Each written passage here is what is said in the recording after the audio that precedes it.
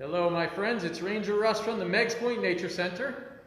Like I told you for the past week, we've got a very special guest today, so we'll get into that. But I want to let everyone know we're still doing our Saturday morning 10 o'clock programs.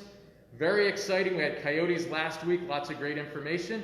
This week we're going to be talking about backyard wildlife. So all the questions that you have about the animals in your backyard, how you can get more of them, and maybe how you can control the pests that you might not want. You'll get to learn all of that 10 o'clock on Saturday. To sign up for the Zoom link, visit meigspointnaturecenter.org. Go to the calendar, and you can click on the event and sign up for the Zoom link, or you can watch it on Facebook Live, because we only can fit 100 people in our Zoom room. So if you can't do that, you can watch it live on Facebook.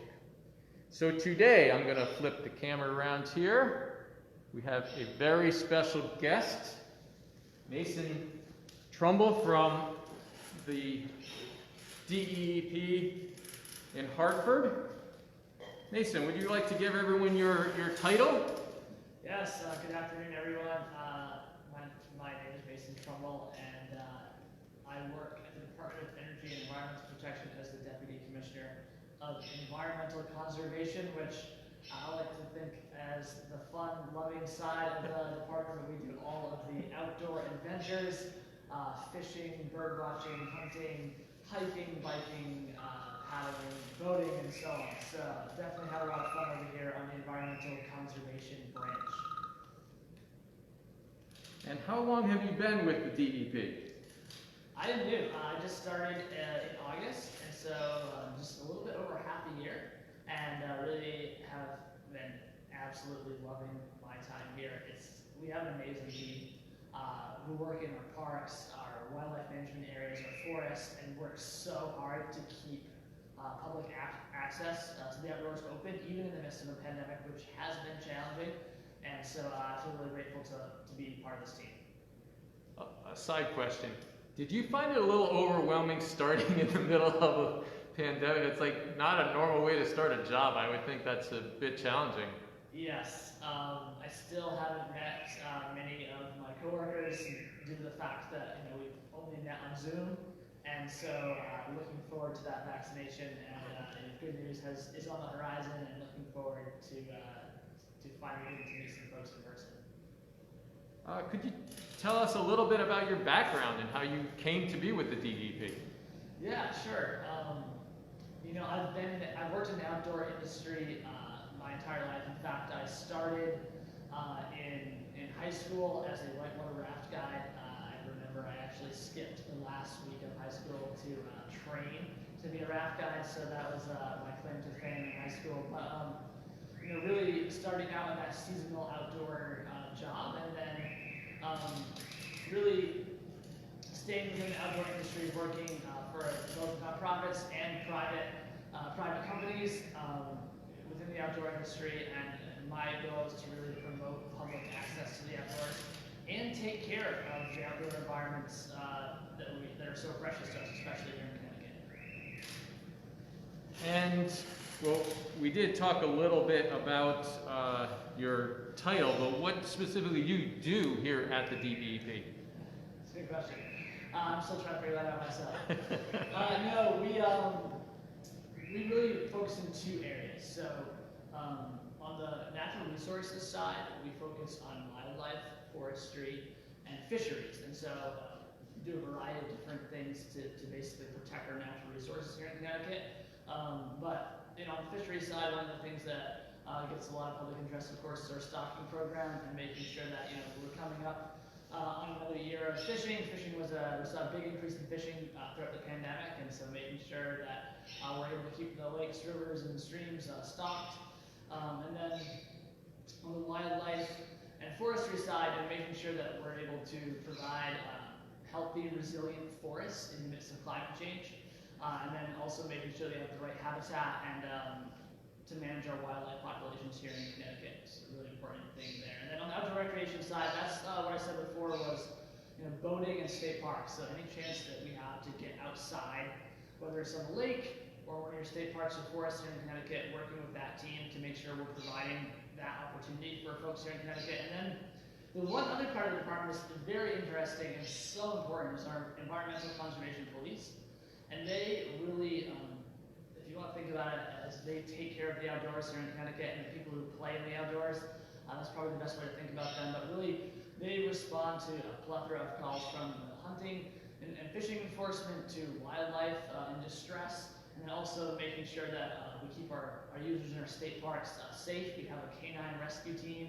So really, they are so important in keeping our outdoor places safe and keeping the people who play outside here in Connecticut safe as well. So aside from the pandemic and not being able to meet all of your coworkers, have there been any other challenges in this new position? Yeah, I know pandemic-related challenges, especially considering park operations, and many other states closed during the pandemic, and at least initially they closed their parks. We took a different route here at Deep thanks to the hard work of the team, and we were able to keep parks open over the past summer. That wasn't easy, though. I think when you think about all the challenges around public interactions, we provide restrooms here in the parks, keeping our parks cleaning those restrooms. Those were all challenges that our parks team had to figure out. When we think about our environmental conservation police and our lifeguards, right? They're first responders. They're keeping people safe.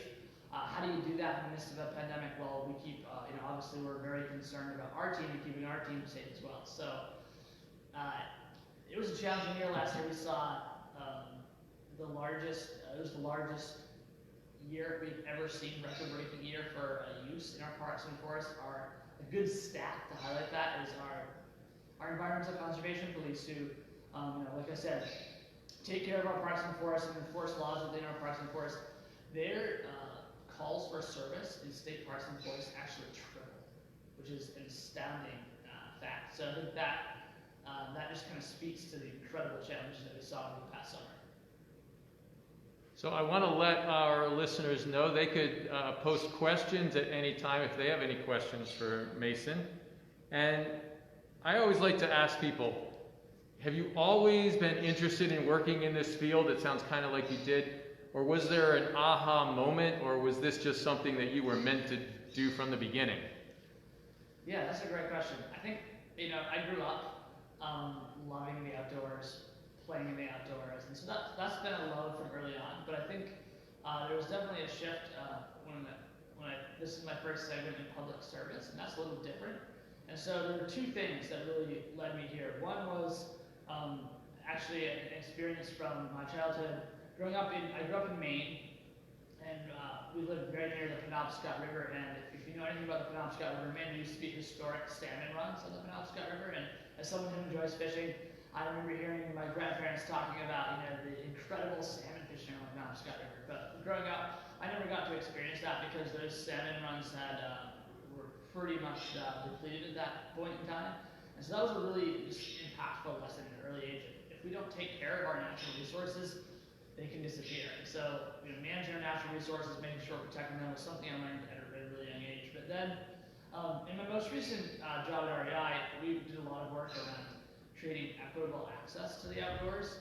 And I think that is really what led me to public service when I was thinking about, I grew up very privileged to be able to access the outdoors very easily in Maine.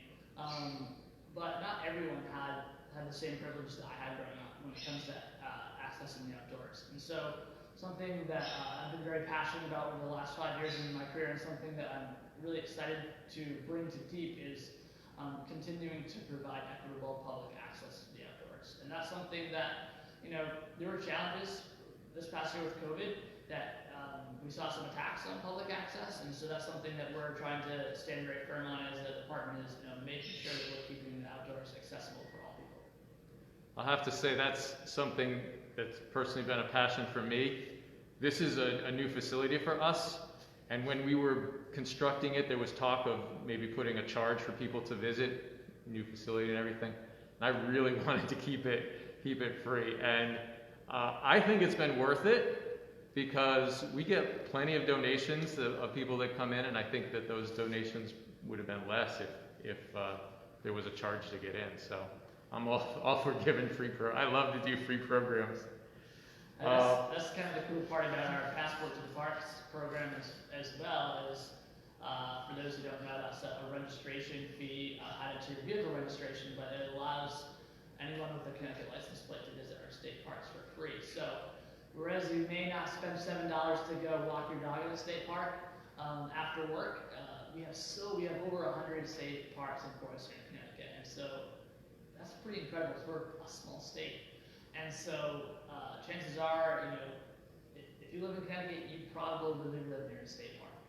And so those parks are accessible even for your morning jog or your after work, walking the dog. You can get out and access our parks without paying those daily entrance fees, and that's so important. Yeah, I love the statistic, like every Connecticut resident is like 15 minutes from a park or forest. Yes. That's always fun to talk about. I love that you're talking about accessibility too, because that's something with getting out and enjoying fresh air and the physical well-being that goes along with that. I know that's a passion for yours as well. Yeah, absolutely. Like, it was great driving to Hephaestus today and seeing it's 45, almost 50 degrees today. There's a lot of people here who are getting out, who are enjoying the sunshine, and I think everyone knows that going for a run is good for your health, right? But I think what people are learning with this pandemic is going outdoors is good for your mental health as well. And we're all kind of trapped inside our homes, we're all social distancing, and our parks have become our place for social connection. So you can, we're encouraging everyone to wear your masks in the parks, especially when you're within 6 feet from someone else. And this is a good way for you to connect with your extended family and friends coming out to the park, still maintaining social distancing, still wearing your mask, but also being able to connect with other people, which is so important during this pandemic. Yeah, and you're right about today. If you're walking the trails here, you really need to have a mask on because there's a lot of people out on the trails, and it's really hard to keep social distance when the trails are as crowded as they get sometimes around here. Is there anything else, since you're new to the position, so is there anything going forward that you would like the public to know for something to look for in the future? Yeah, there is actually. Thanks for asking. Right now, we have open positions right now for all of our seasonal positions here in our state parks, in our forests, on our wildlife team, at our hatcheries, at our fish hatcheries. And so one of the things that we're working very hard on here at DEEP, and especially in the environmental conservation branch, is we're trying to increase the diversity, equity, and inclusion of our staff. And we know that a lot of folks, if you talk to any of our DEEP employees, many of them will tell you about the time they worked at DEEP as a seasonal employee, maybe while they were in college or high school, or maybe if they had a summer off, they were able to get a taste for working outdoors. And as someone who spent my whole career working outside, it's an awesome career. And so if you're interested in what does a career outdoors look like, we really encourage you to apply for one of our seasonal jobs. They're open. We hire over 500 positions across the branch. So it's a massive undertaking to open our parks and provide access to the outdoors every year. And so we hire a very exciting team every summer. And so we are really looking to broaden our application pool this year. We're encouraging everyone to apply to positions all over the state. And so if you're interested in working outside this summer, definitely want to encourage you to submit your application. If you are hunting for those applications, you can Google seasonal employment at DEEP in Connecticut, and it'll be the first Google result that pops up. And we are actually looking for, there's my plug here, looking for positions for the Nature Center here. And I know that it's always difficult to find, like you're talking about, the diverse, broad range of people that we're looking for. So if anybody's interested, please visit that website. There are many, many positions, many great opportunities. I started as a seasonal. I think most of the staff that are the full-time staff here at the park now started as seasonals. So it's a great stepping stone and a way to enjoy the outdoors. And what better way to spend summer than working at Hammonasset State Park? And so, if you want this to be your office, apply. So you'll have a fun summer.